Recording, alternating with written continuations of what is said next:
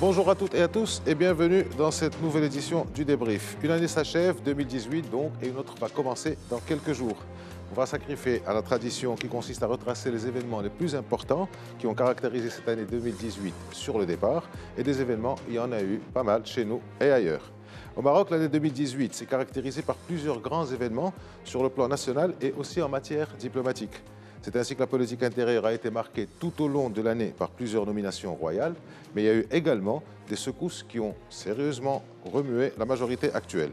Sur le plan national aussi, le Maroc a connu le lancement, la mise en œuvre et en action de deux grands projets que nous connaissons tous, le TGV et le satellite Mohamed VI-B.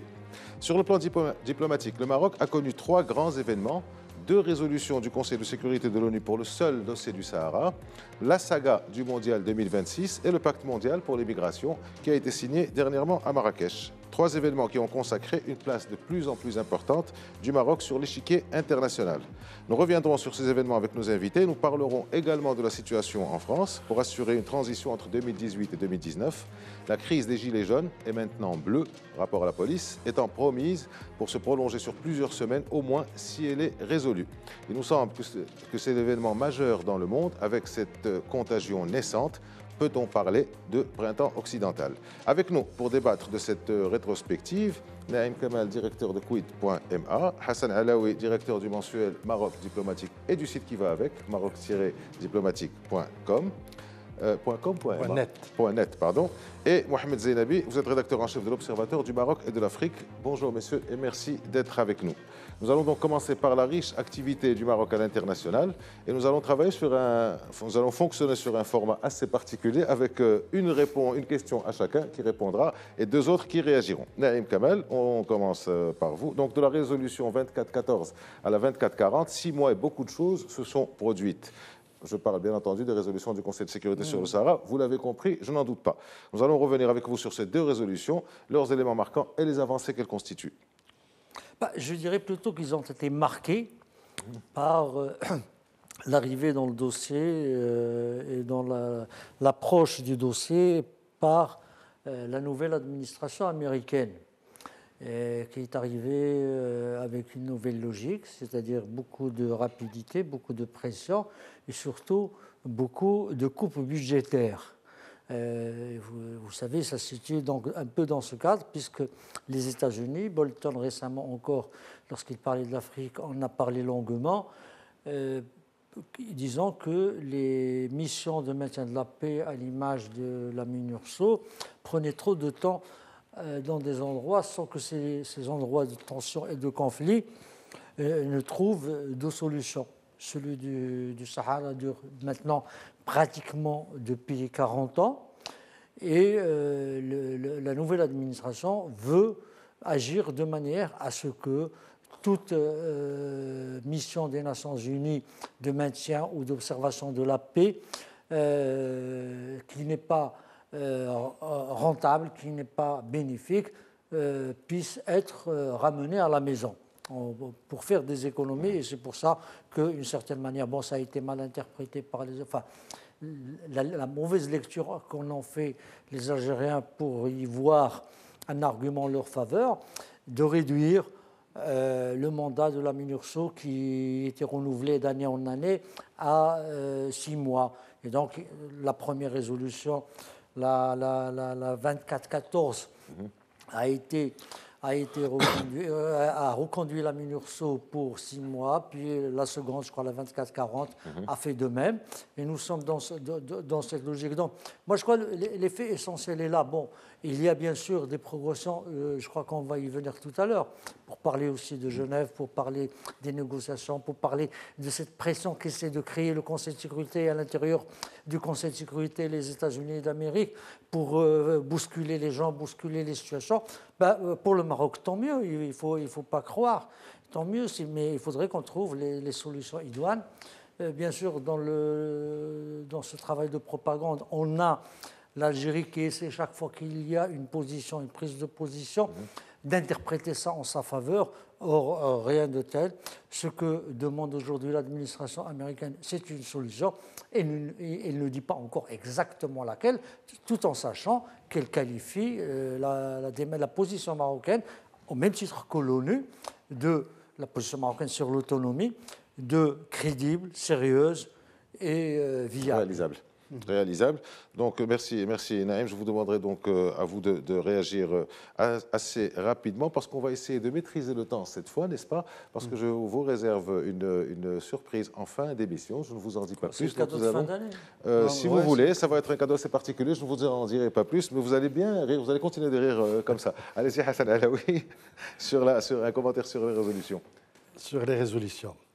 Eh bien, écoutez, les résolutions, elles s'inscrivent, moi je ramène toujours les choses bien en arrière, elles s'inscrivent dans l'esprit de la fameuse résolution du 30 avril 2007, si vous vous en souvenez, où évidemment la déclaration, si vous voulez, du Conseil de sécurité de prendre en compte le plan d'autonomie que Sa Majesté avait donc élaboré et soumis aux instances internationales.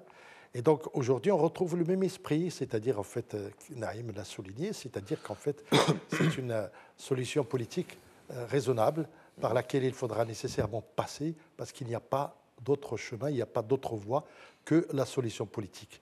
Et je devance un peu les choses, ça veut dire que l'option du référendum, n'est-ce pas, sur laquelle nos voisins algériens insistent, c'est une option qui est complètement dépassée aujourd'hui, dépassée par la nature même, si vous voulez, de l'évolution du conflit, et par aussi un petit peu le contexte régional, le contexte politique évidemment, le contexte économique, le contexte international, et surtout, il démolit, en revenant encore en arrière, il démolit cette histoire, si vous voulez, de la 4e commission des Nations Unies, qui ressort sous la pression des Algériens sur la décolonisation et, entre parenthèses, entre guillemets, pardon, les territoires occupés.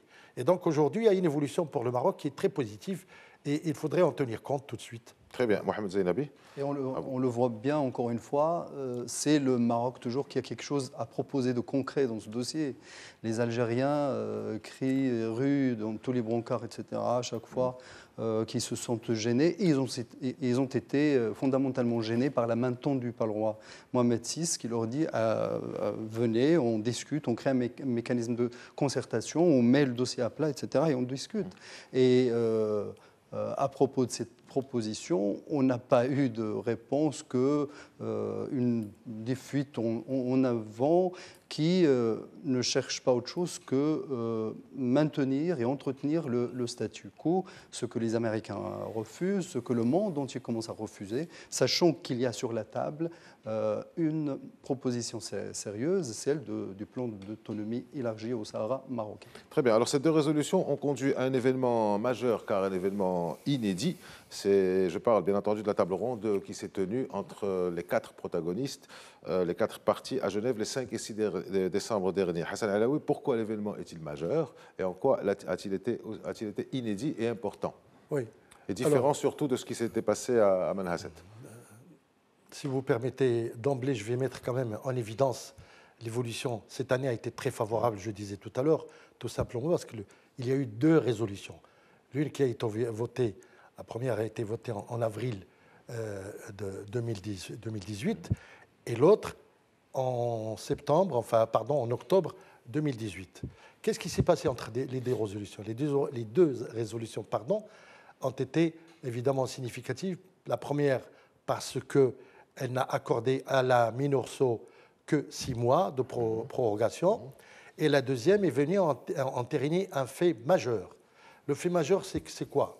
Le fait majeur, c'est qu'elle invite explicitement l'Algérie, elle la désigne comme partie prenante, et elle l'invite à être un acteur, elle la consacre comme un acteur du conflit du Sahara. Donc aussi un acteur dans la recherche, dans la quête de sa résolution. Et donc, autant la première résolution d'avril mettait en garde ensuite, ce qui est important pour le Maroc, directement le Polisario et de s'abstenir de toute provocation, de se retirer et de ne plus confondre la zone tampon comme une zone libérée. Je parle, et c'est très important, je parle de Bir el-Helou et de Tifariti, Tifariti qui est effectivement considéré par le Polisario comme sa zone. Donc là où il voulait justement transposer, si vous voulez, son administration, tous ces mécanismes un petit peu de propagande et tout et tout. Cette résolution d'avril dernier, elle a été très explicite. Donc, elle a engagé le processus politique un petit peu officiellement, et puis la résolution, la toute dernière qui est venue, elle a tout simplement mis les points sur les i, à savoir que l'Algérie est partie prenante. Et donc, ces deux résolutions, finalement, ont facilité, si vous voulez, la tâche du secrétaire général et surtout de Keller, le représentant donc au Sahara, pour convoquer une table ronde. Et la table ronde, évidemment, c'est un format inédit. Ce n'est pas trois protagonistes, c'est-à-dire le Maroc, le Polisario et la Mauritanie, et à côté l'Algérie. Non, la table physiquement a été constituée, paraît-il, me semble-t-il, en tout cas, quel que soit. Elle a été constituée pour faire un format, si vous voulez, de dialogue à dimension égale. Et je trouve que c'est là un petit peu, si vous voulez, ça conforte beaucoup le Maroc. Maintenant, ce qui s'est passé à Genève, personne ne le sait. Il n'y a que les diplomates, nos diplomates et nos responsables qui peuvent en parler encore. Mais d'après ce qu'on a su, ils se réjouissent, si vous voulez, de cette réunion qui annonce de bonnes augures. Mais évidemment, il faut aussi être à la fois, confiant et sceptique, parce que ce n'est pas la première fois qu'il y a eu des rencontres, si vous voulez, directes. Il y en a eu une dizaine depuis le début du conflit, depuis 1979, à Bamako notamment et tout. Donc aujourd'hui, on est là devant une situation inédite, avec simplement cette conviction que le Maroc peut se prévaloir, si vous voulez, d'avoir franchi quand même des étapes, ce qu'il souhaitait, à savoir l'implication directe de l'Algérie, à savoir la prise en compte, si vous voulez, de la solution politique qui est la seule, parce que là aussi, elle est la seule alternative et qui ne saurait jamais être, si vous voulez, dégommée comme ça facilement pour permettre le soi-disant référendum auquel, évidemment, Bolton appelle de tous ses voeux, mais évidemment, Bolton en connaît un petit peu son passé, son parcours. C'est l'homme, si vous voulez... Alors, on va rester, si vous voulez bien, sur la conférence, sur la table ronde de Genève. Naïm, un commentaire? Oui, c'est-à-dire que Genève est effectivement une sorte d'aboutissement, mais également le déclenchement de quelque chose qui pourrait être nouveau. Nouveau dans ce sens où l'Algérie arriverait au fil du temps, avec la maturation nécessaire, à se déclarer cette partie prenante qu'elle est. Et à partir de là, qu'on puisse discuter véritablement d'une solution du conflit, car comme le disait tout au début Mohamed Zeinabi, c'est que c'est le Maroc qui bouge sur ce dossier, qui est tout le temps en train de proposer, tandis que Alger, le Polisario avec, campe sur une position qui date d'il y a 40 ans, sans vraiment offrir la moindre ouverture ou donner la moindre chance à une solution mutuellement acceptable et pacifique.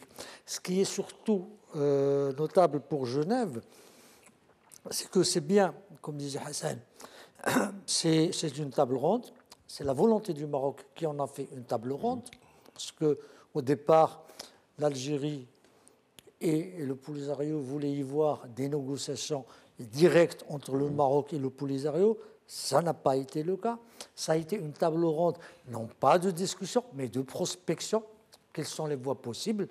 Et bon, bien sûr qu'à partir de là, le Maroc ne pouvait qu'être satisfait. En même temps, il ne faut jamais oublier que le ministre des Affaires étrangères, Nasser Bourita, juste après la tenue de la réunion, a mis en garde. Il a dit, bon, ben, écoutez, c'est très bien ce qui s'est passé, mais si on va revenir rien que pour répéter les mêmes litanies, reprendre les mêmes discours, dire les mêmes bêtises, ce n'est pas la peine. Donc, il faut que cette table ronde soit sérieuse, prise au sérieux, et qu'elle puisse effectivement s'ouvrir sur de nouvelles perspectives. Très bien. Mohamed Zeinabi, sachant, à vous de commenter, sachant que, j'insiste sur ça, il y a la deuxième qui va se réunir d'ici 3 mois, la deuxième table ronde. Donc la première était une prise de contact, une prospection.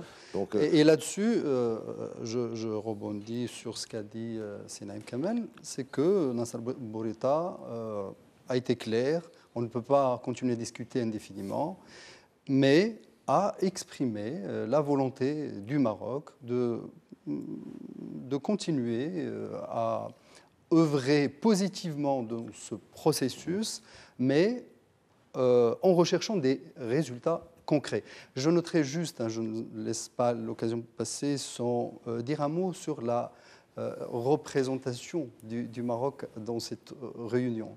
On a bien vu que la société civile qui représente réellement les Sahraouis marocains était représentée, le politique était présenté, les élus donc, et le politique était présenté, en plus de la diplomatie bien sûr. Et donc ça, c'est aussi un signal fort donné aux Algériens. Des élus, je rappelle, issus d'une consultation électorale nationale qui n'a été démocratique, qui n'a été remise en question par personne, mais très rapidement. C'est que cette histoire un petit peu de participation à la table ronde, le Maroc a donné la preuve qu'en fait, qu'il s'inscrit dans la dynamique que les Nations Unies, éventuellement, je dirais, sous pression des États-Unis, ont instauré, à savoir qu'il fallait faire vite. C'est pour ça qu'ils ont écourté la mission des Nations Unies, soi-disant, pour gagner du temps, pour ne pas traîner. Et donc le Maroc a non seulement accepté, mais il veut aller, je veux dire, au cœur du sujet, il veut aller de l'avant tout de suite. Et il attend plus qu'il n'en faut, je veux dire, par rapport à cette première session, cette table ronde. Et il attend de la deuxième beaucoup plus que ça, que si vous voulez, que je dirais les rigolades dont a parlé le ministre des Affaires étrangères. Oui, ça c'était un moment malheureux de Alors, Mohamed Zeinabi, on passe à un autre sujet qui est celui du sport. Comme chacun sait, nous étions candidats, le Maroc était candidat à l'organisation du Mondial 2026. Et comme chacun sait, nous avons été battus par la triple candidature nord-américaine. Mais est-ce que c'est véritablement une défaite ? Ça aurait été une grande victoire, mais bon, on a eu quand même un succès qui était celui d'avoir passé le filtre de la task force et d'être arrivé au vote de l'Assemblée générale. C'était un moment important qui a duré quand même pendant 6 mois d'organisation, de suspense, de rumeurs. Et puis bon, c'est monté. Comment vous avez vécu cette période ? C'était autant de temps où l'on entendait parler du Maroc. Et le monde s'étonnait de voir, certains ne sachant pas situer le Maroc sur une carte, etc., s'étonnaient de voir ce pays tenir tête à 3 géants qui ont usé de toutes leurs cartes pour véritablement battre en quelque sorte le Maroc. Mais le Maroc a été battu favorablement, avec fair play, et malheureusement avec des interventions qui ont défrayé la chronique en ce temps-là. C'est-à-dire que le Saoudien, le responsable du football saoudien, a joué de tout son poids avec de l'argent, etc. Voilà. Et donc, face à cela, ce qu'on a gagné, c'est l'image du pays qui est ressortie encore plus grandie, d'autant plus que l'équipe nationale, elle aussi, a montré au monde entier que le Maroc est une terre de football, du bon football, de fair play et de bâton. Voilà. Oui, commentaire ?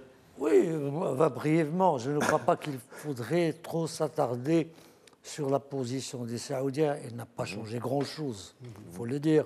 Ça relève d'un autre rapport et à mon sens, il ne faut pas lui accorder plus d'importance qu'elle ne l'a ni à son vote, ni à l'Arabie saoudite elle-même. Donc, il a quand même contribué à détourner un certain nombre de votes. Oui, mais ce n'était pas suffisant. Même avec ces votes, on ne gagnait pas. Parce que, écoutez, déjà, Donald Trump avait menacé que tous ceux qui voteraient contre la candidature américaine seraient sanctionnés quelque part. Écoutez, on est en concurrence, ça a été dit, face à un géant, à une puissance mondiale. Le Maroc a été retenu. Ce que je dirais, c'est, pour être très rapide, au moins dans cette histoire de Coupe du Monde, le Maroc a battu le record de la persévérance. Très bien, merci Hassan Alaoui. Très rapidement, un commentaire sur le Mondial 2026. Je dirais rapidement et facilement, le Maroc a incarné la vertu dans cette affaire, n'est-ce pas ? Et les adversaires ont incarné un petit peu le vice, tout simplement. Le vice, c'est la corruption.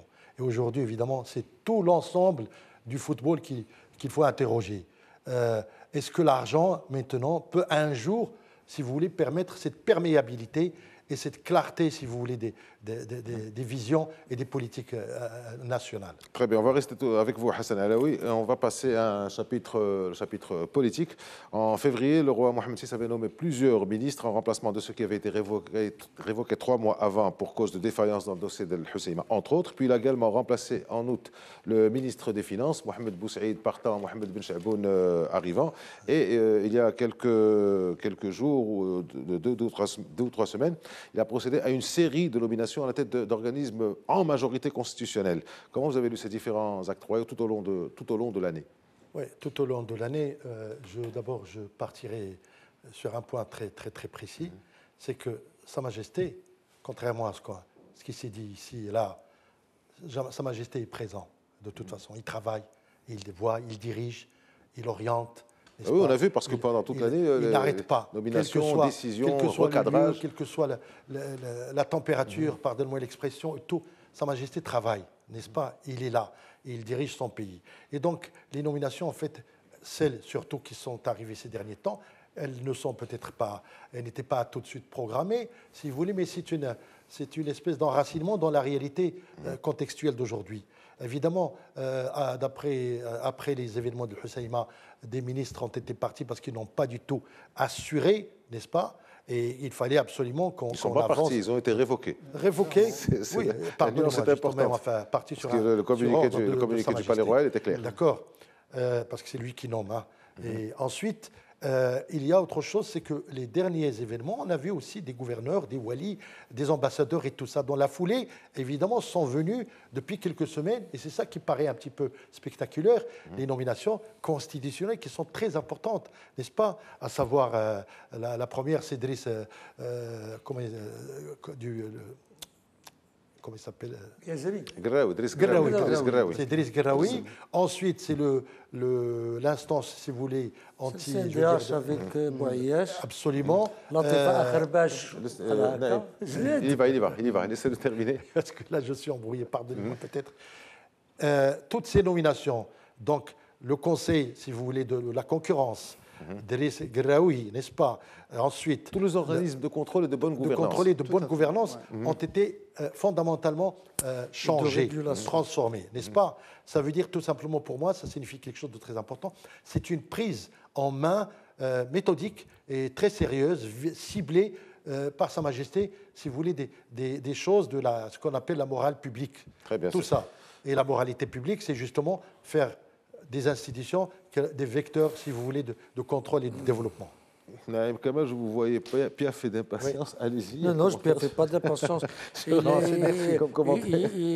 n'arrivait pas à se rappeler toutes les instances de réglementation, de régulation. Alors, un commentaire sur les différentes nominations, révocation, reconduction. De mémoire. C'est quoi la question? La question, c'est quel est votre commentaire sur les différentes nominations et révocations qu'il y a eu tout au long de l'année de la part du roi Mohamed VI, au gouvernement et à la tête des organismes constitutionnels de gouvernance et de régulation, vous le disiez. Écoutez, c'est-à-dire qu'on a assisté cette année à beaucoup de tensions, à beaucoup de débats, à beaucoup de conflits sociaux qui étaient là. Et on a assisté à un constat essentiel qui a été fait par le discours royal, si mes souvenirs sont bons, sinon il faut m'aider, le discours du trône, où où le roi a fait le constat de la fin d'un modèle de développement et la nécessité d'élaborer un nouveau modèle de développement.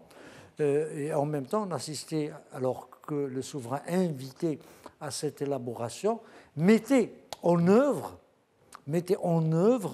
les principales orientations qui devraient cadrer et encadrer ce nouveau modèle de développement. Bien sûr, en même temps, il y a un certain nombre d'instances de régulation et de réglementation qui devaient revivre, qui étaient tombées dans la léthargie, d'où la série de nominations. Alors, un commentaire, Mohamed Zeynabi, mais le temps étant ce qu'il est, nous allons nous retrouver dans quelques minutes pour la deuxième partie. À tout de suite, merci. Rebonjour à toutes et rebonjour à tous. Nous nous retrouvons pour cette seconde partie du débrief que nous consacrons cette fois à la rétrospective 2018, ici et ailleurs. Pour celles et ceux qui nous rejoignent, nous en parlons avec Naïm Kamal, directeur de Quid.ma, Hassan Alaoui, directeur du mensuel Maroc Diplomatique, et Mohamed Zainabi, rédacteur en chef de l'Observateur du Maroc et d'Afrique, qui devait faire un commentaire sur les différentes nominations royales tout au long de cette année. Rapidement, hein, le mot d'ordre royal, c'est l'efficience, priorité aux jeunes. Et les politiques qui n'ont pas compris cet esprit, cette priorité, etc., ils paieront de leur place, en fait, leurs erreurs. C'est le message qu'on retient de ces nominations, etc. Maintenant, le pays n'a plus le droit à perdre aucune minute. Il faut aller vite. Il faut se dépêcher lentement vers l'efficience, les résultats palpables, le développement socio-économique. Alors, voilà. on n'y est pas vraiment. Naïm Kamal, cette année 2018, a aussi connu des antagonismes au sein de la majorité gouvernementale, essentiellement entre le RNI et le PJD. Ça a quand même marqué la politique dans cette année 2018. Bah, écoutez, je crois qu'on en a parlé tout au long de l'année. On l'a commenté au moment que ça se produisait et on a dit l'essentiel, bien sûr, maintenant on est en train de récapituler. Et on va dire qu'il y a une incompatibilité d'ADN déjà entre le PJD et le RNI, politiquement, idéologiquement. Les uns sont dans l'obscurantisme, les autres sont dans le libéralisme. Les uns ont un programme économique, sont des cadres, ils connaissent les chiffres, les autres ne les connaissent pas. Il y a également une compétition sur qui est véritablement l'ossature du gouvernement. Est-ce le parti qui est arrivé premier aux élections, arrivé premier, pas majoritaire, ou alors vainqueur. Premier, il y a une nuance. un parti qui a un programme, qui a des idées, qui a des plateformes, qui a des cadres. Donc il y a cette compétition en soi saine, pourquoi pas.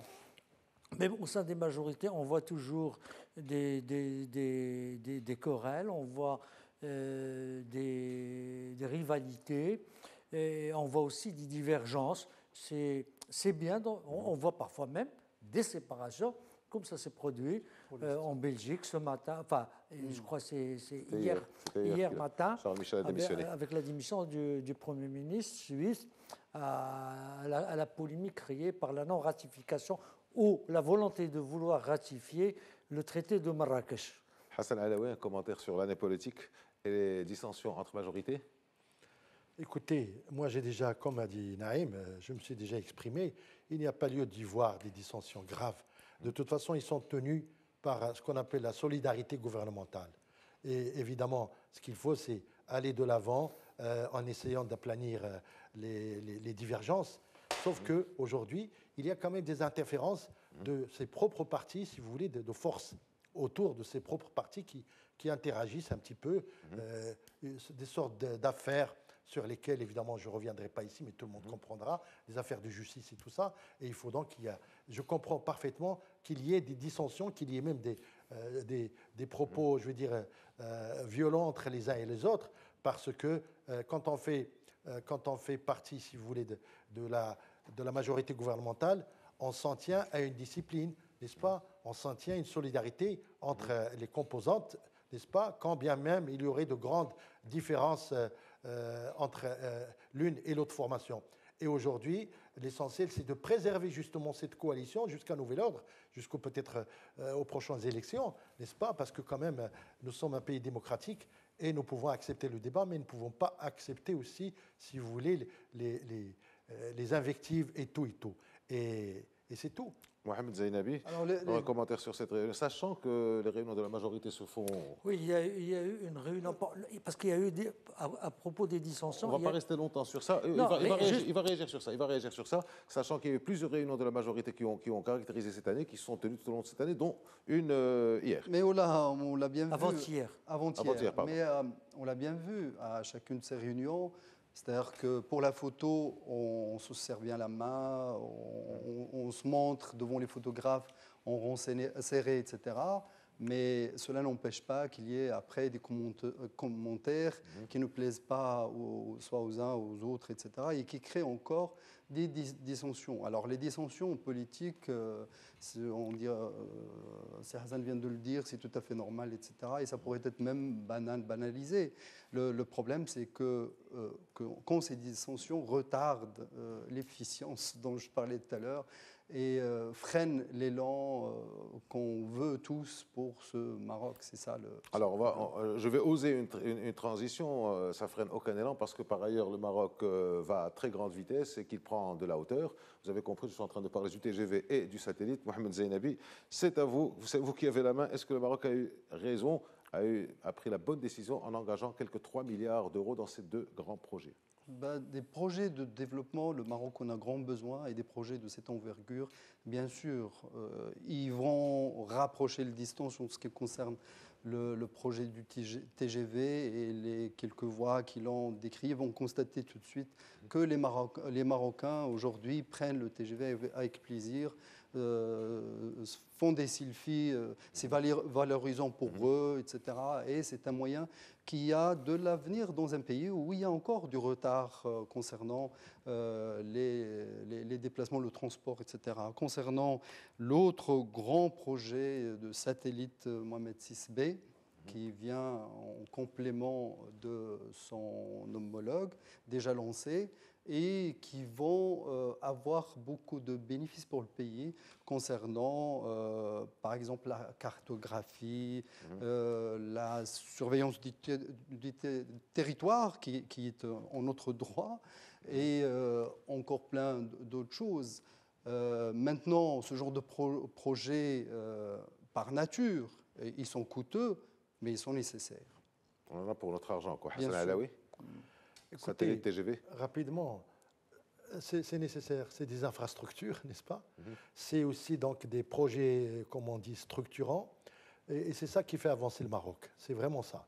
Et donc, je me félicite encore que sous l'impulsion royale, qu'il y ait cette vision à long terme, et ce qui a été fait depuis maintenant, disons, depuis 20 ans, c'est inouï, franchement c'est inouï. Je ne suis pas le seul à le dire, y compris les observateurs étrangers, les amis, pays amis, ou même ennemis, ils doivent admettre que ce Maroc aujourd'hui, c'est un Maroc de modernité, c'est un Maroc d'ouverture, n'est-ce pas? Et c'est un Maroc, contrairement à ce qu'on pense, qui offre, si vous voulez, à ces populations les moyens d'avancer et évidemment d'évoluer et peut-être évidemment certainement de connaître un niveau de vie très élevé par rapport à nos voisins et tout. Et nous sommes devenus par conséquent le modèle en Afrique de toute façon. Très bien. Naïm? Écoutez, je crois que l'essentiel a été dit. Ce que je voudrais ajouter, qu'à côté du TGV et du satellite, il y a aussi... Satellite, je vous rappelle que c'est le deuxième. C'est le deuxième, oui, bien sûr. C'est que il y a un énorme projet pour lequel le Maroc devrait prendre un TGV économique et politique. C'est celui qui a été lancé par le souverain récemment sur la nécessité de créer une classe moyenne dans le monde paysan. C'est impératif aujourd'hui pour que le Maroc, dont a parlé Hassan Alaoui, qui avance, soit adossé, ou ce Maroc qui n'avance pas soit adossé à ce Maroc qui avance, afin que le pays puisse trouver ses équilibres démographiques, ses équilibres sociaux et bien sûr économiques. Je crois que le travail a déjà commencé. Je pense que pour la rétrospective 2019, on parlera de la mise en place des jalons qui vont favoriser la création, l'émergence d'une classe moyenne rurale. Alors on va passer donc à l'actualité internationale. Elle est très riche, comme vous le savez. On a retenu ce phénomène des Gilets jaunes, qui est un phénomène qui est absolument important parce qu'il est en train de faire une sorte de contagion un peu en Belgique, en Allemagne, qu'en France ça se passe pas très bien. Alors Naïm Kamal, on reste avec vous. Une rapide rétrospective, c'est quoi ce mouvement des Gilets jaunes? C'est la contestation de ce qu'on appelle généralement les sans-voix. Les gens qui n'ont pas l'habitude de s'exprimer. Qui donnent de la voix. Ou d'y aller. C'est un mouvement hétéroclite qui n'est pas homogène. C'est un mouvement qui est sorti, comme est sorti, même si la comparaison peut paraître excessive, le printemps arabe. Donc, c'est à peu près ce type de mouvement où l'on se trouve à côté, les gauchistes, l'extrême droite, les sans-partis. Mais c'est essentiellement un mal-être social. Alors, Hassan Alaoui, un commentaire donc sur un retour sur ces gilets jaunes, mais est-ce que vous ne voyez pas qu'il est en train de se passer justement une contagion en interne et en externe? En externe, c'est encore un peu discret, c'est en Belgique et en Allemagne, mais en interne, on a vu les lycéens, on a vu les étudiants, on a vu les forces de l'ordre. Comment vous voyez les choses? Enfin, une partie des forces de l'ordre. Une partie des forces de l'ordre. Je rappellerai que néanmoins, que ce mouvement de contestation des Gilets jaunes, c'est un petit peu, pardonnez-moi l'expression, c'est le président Macron qui ramasse, si vous voulez, pardonnez-moi l'expression, sur la gueule.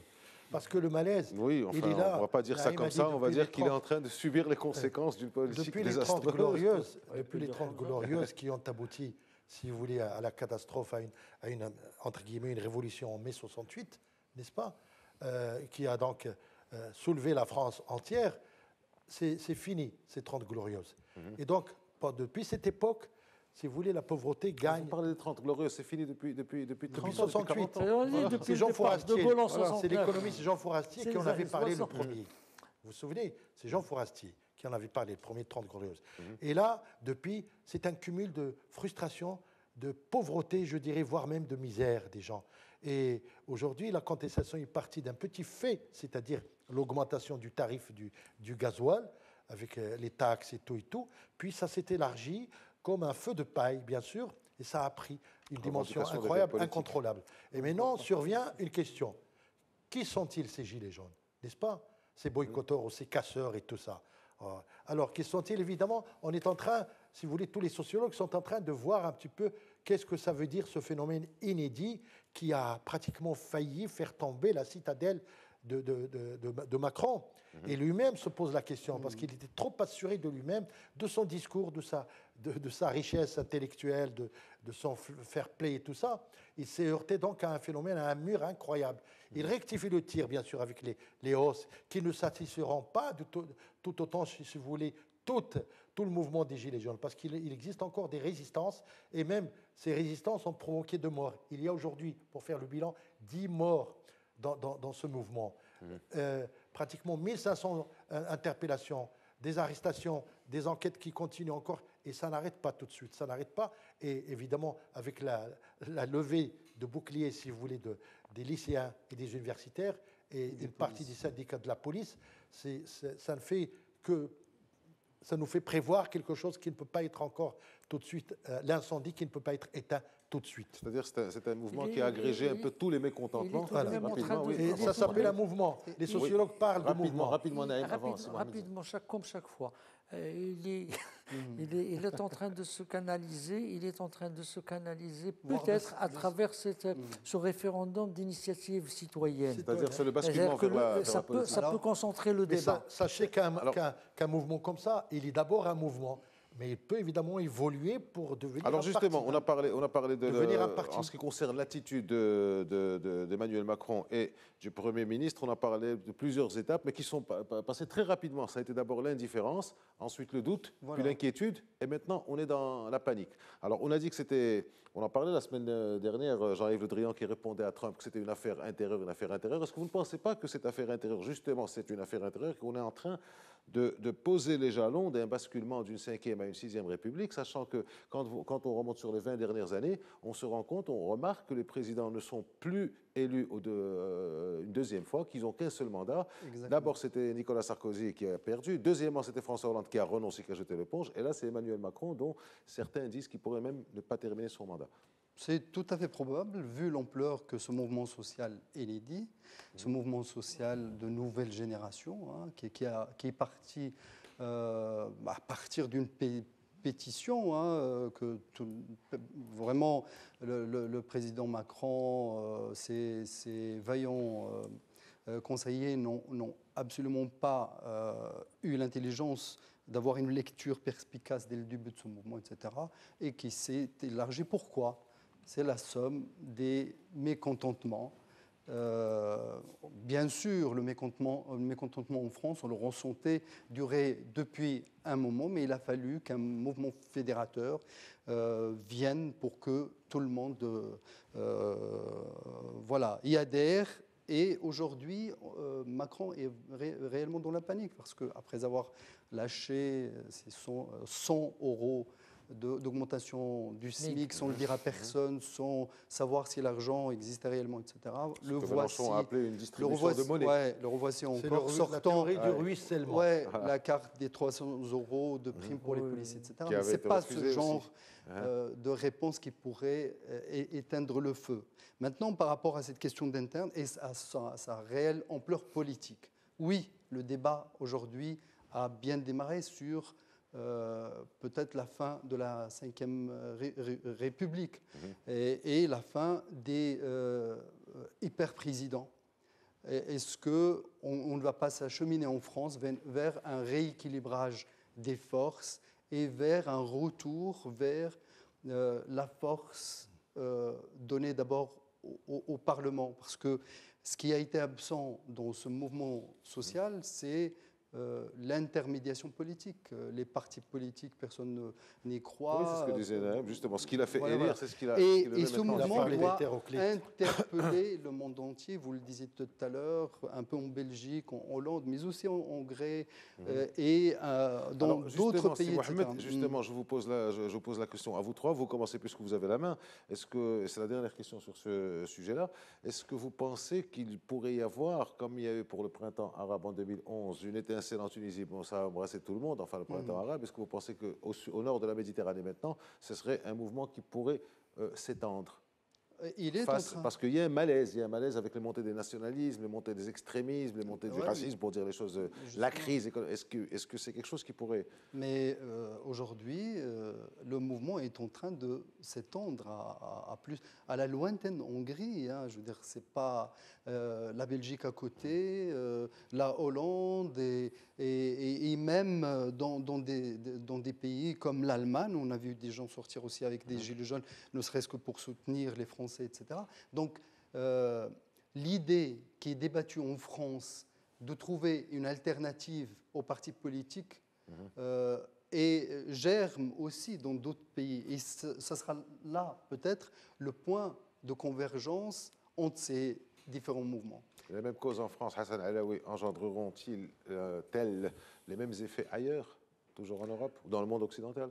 C'est-à-dire qu'en fait, je ne crois pas tout de suite, tout simplement parce qu'il y a d'un pays à l'autre, ça change beaucoup. Vous voyez l'exemple, par exemple, pardonnez-moi, du pacte de Marrakech.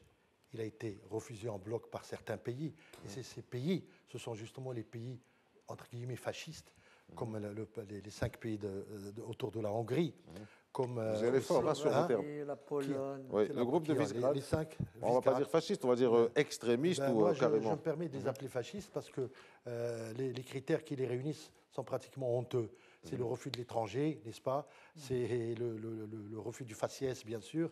C'est l'immigration, non pas contrôlée, mais repoussée. C'est des murs mentaux surtout, et pas uniquement physiquement, n'est-ce pas? C'est des murs...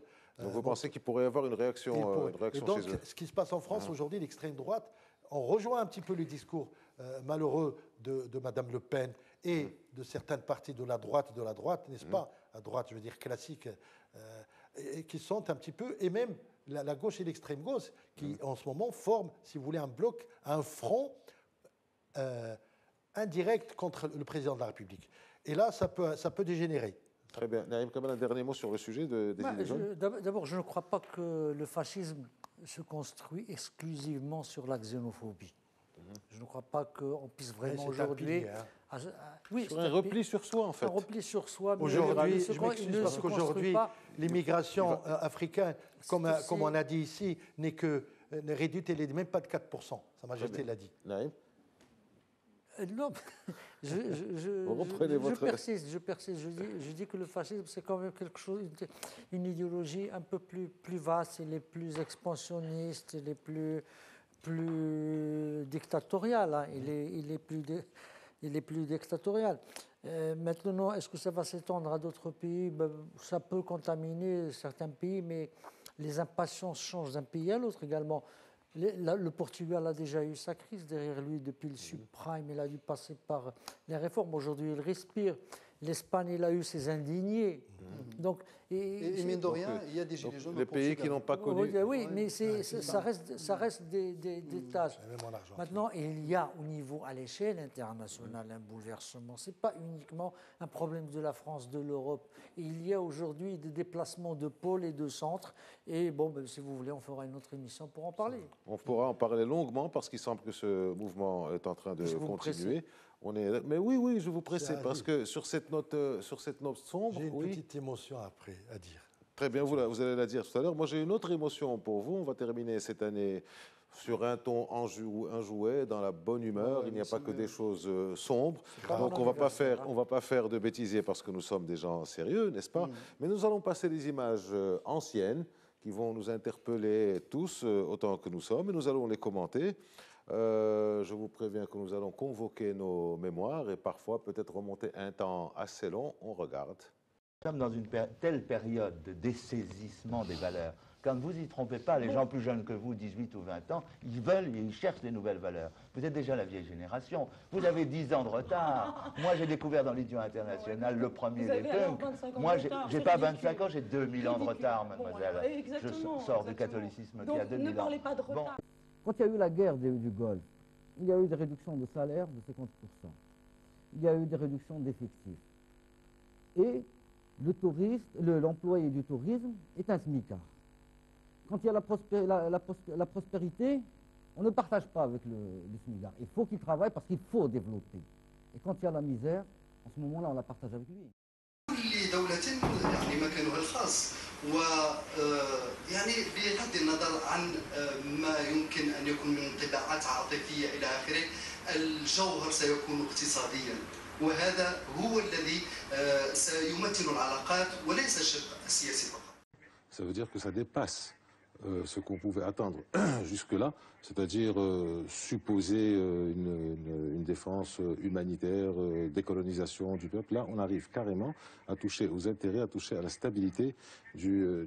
Alors, on va nous croquer mutuellement. On va commencer par l'ordre chronologique. Enfin, suivre l'ordre chronologique. Hassan Alaoui, c'était quoi cette émission?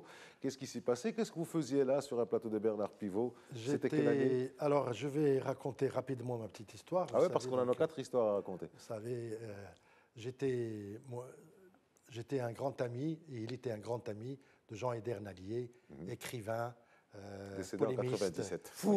Fou aussi, ouais, un peu. mais qui aimait beaucoup le Maroc parce qu'il venait à Ouarzazate et prenait une petite chambre dans le dur et c'est là qu'il écrivait ses livres. Beaucoup.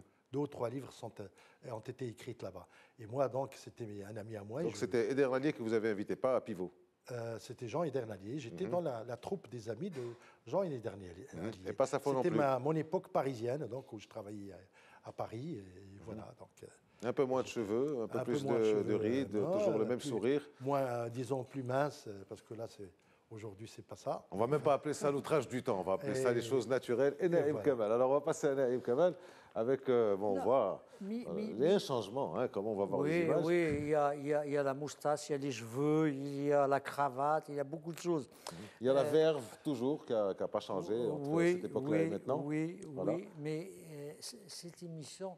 Moi, je me rappelle, c'était L'homme en question sur 2M. Et c'était, je crois, l'invité était Abdelhadi Alami, qui était un promoteur, enfin, qui est un promoteur touristique assez installé, ou qui était très installé à l'époque dans le créneau de l'hôtellerie. Mais ce qui est le plus important dans cette émission, c'est que c'était un nouveau type d'émission au Maroc. C'était l'ouverture de paysages politiques. On pouvait enfin, après quelques tentatives timides au niveau de l'Aoula, avec Sama... On parle pas de la politique dans le pays, on parle de vous. Non, mais c'est vrai. Non, mais c'est important. Mais c'est moi dans cette dynamique, c'est moi dans ce mouvement. Moi, ce qui m'intéresse, la moustache, elle est passée où? La moustache, quand j'ai commencé à vieillir, je me suis dit, je vais enlever la moustache, peut-être que je paraîtrai plus jeune. Ah, d'accord. Et depuis, je ne l'ai plus remis. Je ne sais pas, on Puis va ma femme répondre à- et puis ma femme détestait. On va demander à votre femme, c'est Mohamed Zeinabi. Alors là, on Bon, voit on que reste sur la question capillaire. Je peux beaucoup la question changer. capillaire est très importante apparemment, parce qu'il y a du changement chez tout le monde. Ouais. Là, c'est radical. Voilà. Et c'était alors, sur invitation d'Al Jazeera, un commentaire à chaud de la visite de Hollande qui se préparait, etc. Et on posait la question si ça allait changer quelque chose par rapport à la politique maroco-française, franco-marocaine, etc. Bien sûr que non, et je disais bien sûr que non, et que c'était les intérêts qui primaient, quoi que soient les présidents et leur parti. Et je vois que vous êtes aussi bien à l'aise en arabe qu'en français. Vous répondiez à cette question. Il n'y a pas de problème apparemment sur la langue. Répondez en arabe pour cette question. نجاوبك بالدارجه اللي بغيتي. جاوب بالعربية اللي الفصحى. بغيتي. ولا بالفصحى اللي بغيتي. Là, on me reproche d'avoir une tonalité moyen-orientale. Oriental.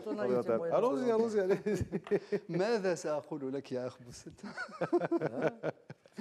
هو مرتاح في اللغتين.